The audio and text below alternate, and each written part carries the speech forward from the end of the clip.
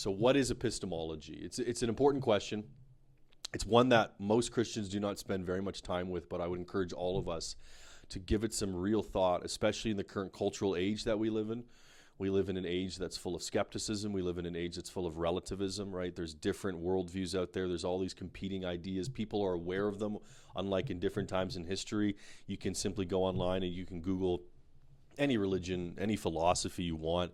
You are exposed to so many different world religions and philosophies through film, through media, through art, through broader culture today, unlike in times in the past. Generally speaking, if you were to go back 100 years, even less, the religion of your culture is really the only religion and worldview, and maybe it's different branches that you're going to be exposed to. That's not the case today. And so as much wiser men and the great theologians and philosophers of the 20th century understood, though they were certainly a minority in Christendom at this time, figures like Gordon Clark, Cornelius Van Til, Francis Schaeffer, and on, they understood the importance of philosophy. In particular, they understood the importance of the field of epistemology. Epistemology, very basically defined, is the theory of knowledge, the study of knowledge. Really, it's all centered around this one question: how do you know what you know? How can you justify what you claim to know? Of course, that depends on a definition then of knowledge. Generally speaking, I would argue that knowledge is justified true belief. What you claim to know is something that ultimately you believe. You've taken it on authority. Every single thing that every human being believes is taken on some kind of authority. Whether it's your own authority or it's the authority of others, or in the case of the Christian, the authority of God and His Word, every single belief that every person has is based on authority.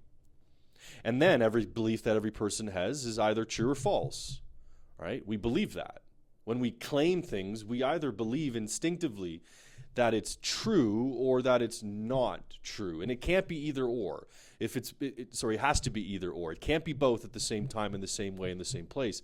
Not only is that a logical contradiction, but that is nonsense.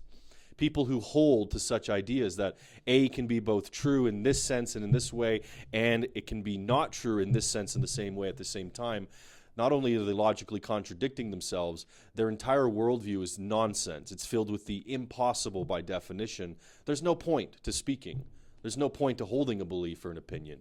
Because ultimately, if A is true and not true at the same time, if it's the same as saying that God is and God is not, the table is God and the table is not God. Everything becomes muddled, meaningless, and ultimately just irrelevant. There is no reason to hold beliefs unless you truly do believe that there's such a thing as falsity or falsehood and truth.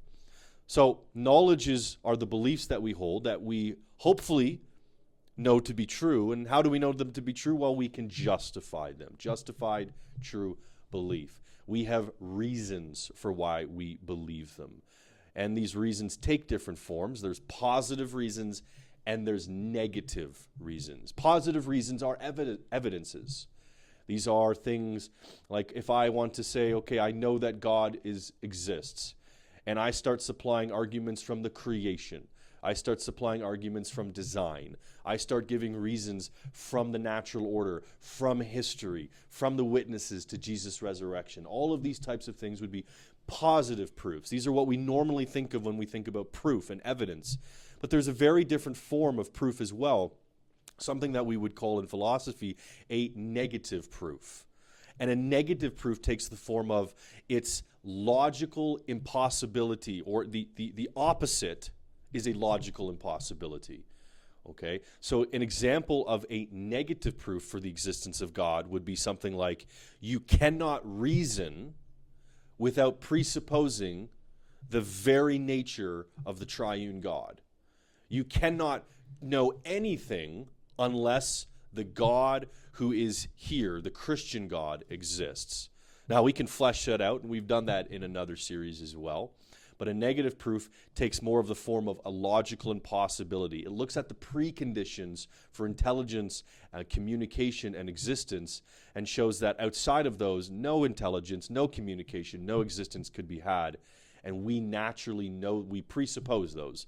They are maybe a priori. They are innate in us. We know them to be true, and we use them to prove everything else. And so knowledge then is a justified true belief. And epistemology is the field of knowledge, the theory of knowledge that deals with our beliefs. And it asks that very important question: how do you know what you know?